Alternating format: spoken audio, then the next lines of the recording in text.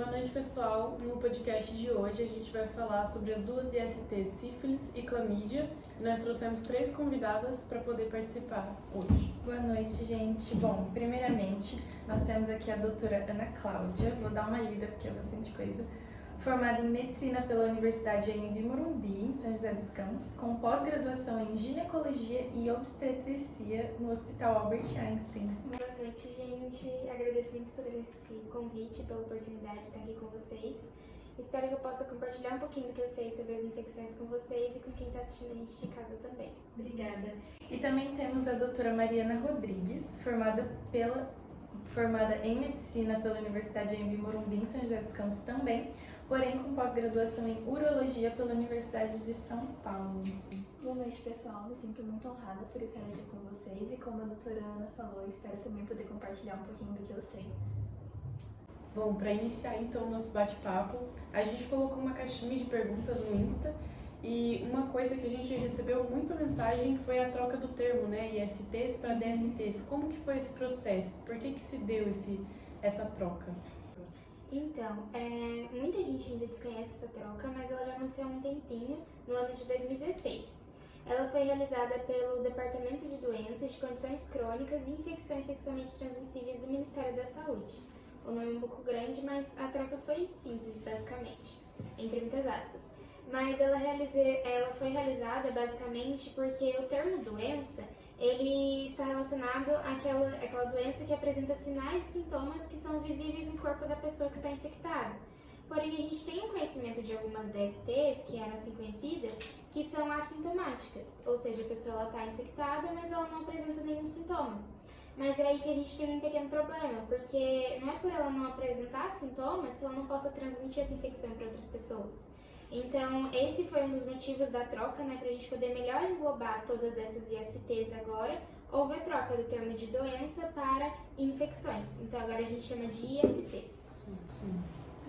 Entendi. Então, gente, fica bastante atento aí na hora de falar, né, que não é mais doença, agora é infecções. Então, pra gente já entrar de cara no assunto sobre a sífilis e a clamídia, vocês conseguem explicar um pouco pra gente, de uma forma que todo mundo consiga entender, todo mundo que tá assistindo, o que são as duas infecções? Então, a sífilis é uma infecção sexualmente transmissível que se desenvolve em 3 estágios. A gente tem a sífilis primária, a secundária e a sífilis terciária. Os sintomas variam de acordo com cada estágio e a sífilis é uma doença que, se não for tratada precocemente, pode acabar atingindo vários órgãos, como o coração, o cérebro, o sistema nervoso, ossos e até mesmo a nossa pele. A clamídia, assim como a sífilis, também é uma doença sexualmente transmissível que atinge mais jovens adultos que sejam sexualmente ativos e que não façam o uso do preservativo e é mais incidente no sexo feminino. Ah, tá. Sim. Então, em relação às transmissões das doenças, como que acontece? Bom, então, acho que eu posso responder essa. Ambas as infecções, como ISTs, né, elas são transmitidas através de relações sexuais desprotegidas. Porém, pode ser tanto em sexo vaginal, oral ou anal. É importante o uso do preservativo nos 3 tipos. E a sífilis, ela é uma infecção que ela pode ser transmitida também da mãe para o bebê durante a gestação, quando a bactéria que está no corpo da mãe, ela consegue atravessar a placenta, que é onde o bebê está sendo nutrido e fica protegido, e consegue infectar a criança. Quando esse bebê nasce e é detectado que ele tem a sífilis, chama então de sífilis congênita, quando a mãe passa para o bebê durante a gestação. Mas também a mãe pode passar para o bebê durante o momento do parto, quando a criança ela passa pelo canal vaginal e ela acaba entrando em contato, né, com o órgão genital de sua mãe, que pode apresentar as feridas. E além dessa transmissão de mãe para bebê e da relação sexual desprotegida, a sífilis também pode ser transmitida por transfusão sanguínea. Em casos onde a pessoa ela pode estar sintomática e pode não saber que ela está com a sífilis, ou também por algum erro o sangue dela não foi testado, né, antes dela realizar a doação. A clamídia ela também pode ser transmitida da mãe para o bebê das mesmas 2 formas, assim como a sífilis, da forma congênita durante a gestação e também na hora do parto. Porém, a clamídia ela não é transmitida por transfusão sanguínea.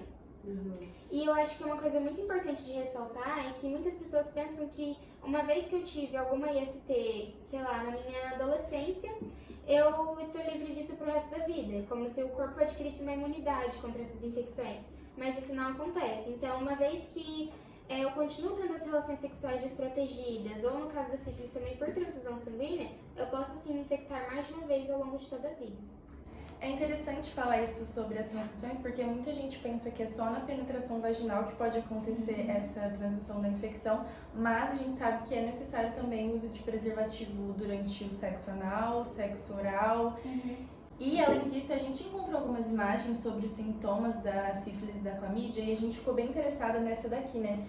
Porque, como é na boca, a gente queria saber se a sífilis ou a clamídia, elas podem ser transmitidas através do beijo? Sim, no caso da sífilis, há esse tipo de transmissão. Porque a sífilis, assim como a Mari falou, ela é uma doença que possui estágios, né? Uma infecção que possui estágios. Possui o primeiro, segundo e terceiro estágio. No segundo estágio, ou segunda fase, um dos sintomas que podem aparecer são essas feridas na boca. E uma vez que a pessoa está infectada e ela tem essas feridas, se ela beija outra pessoa, ela pode sim estar transmitindo a sífilis para essa outra pessoa.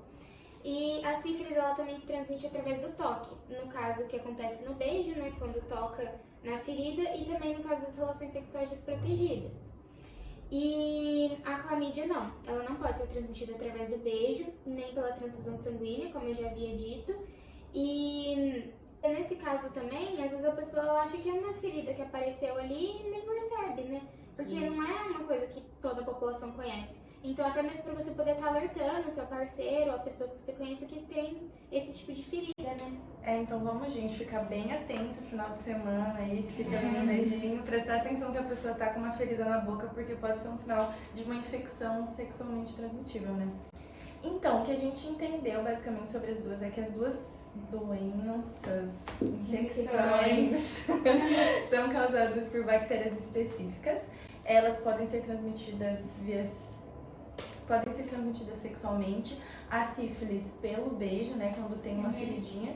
Mas esse negócio das bactérias, pode me explicar mais um pouco? Então, ambas são causadas por bactérias, né, e a bactéria que causa sífilis, ela se chama Treponema pallidum. E ela, como qualquer outra bactéria, quando ela entra em contato com o nosso organismo, ela vai ativar o nosso sistema imunológico, que é como se fosse um mecanismo de defesa que o nosso corpo tem quando algum agente estranho, que não é próprio do nosso corpo, entra em contato com o nosso corpo internamente. Então, vão ser ativadas as células do nosso sistema imunológico inato e também as células do nosso sistema imunológico adaptativo. Já a clamídia, ela também é causada por um tipo de bactéria que se chama Chlamydia trachomatis. E assim como a bactéria que causa sífilis, ela é classificada como um tipo de bactéria gram-negativa. É uma técnica realizada em laboratório que se chama coloração de gram, onde as bactérias são classificadas em dois tipos, gram-positivas e gram-negativas.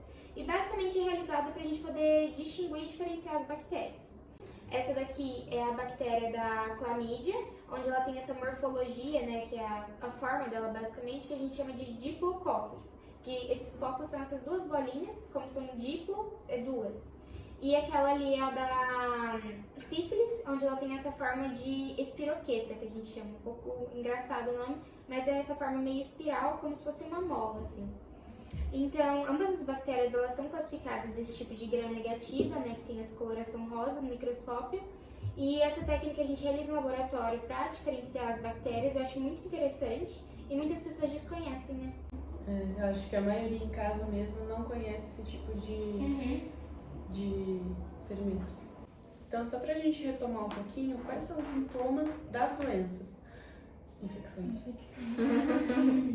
Então, como eu falei, a sífilis é uma doença que tem 3 estágios. No primeiro estágio, ele é caracterizado por um branco duro, que basicamente é uma pequena ferida que não coça, não arde, não sangra, não causa desconforto nenhum e que desaparece depois de 3 ou 4 semanas. Esse período que ela desaparece é o período que a bactéria está em inatividade. E depois de 6 ou 8 semanas ela pode voltar à atividade se a sífilis não for tratada corretamente ou se a pessoa não descobre que está com a doença. E os sintomas são as manchas vermelhas na pele, mal-estar, náusea, dor muscular e, como a Ana falou, as feridas na boca. O terceiro estágio ele só aparece depois de 10 a 30 anos após o primeiro sintoma.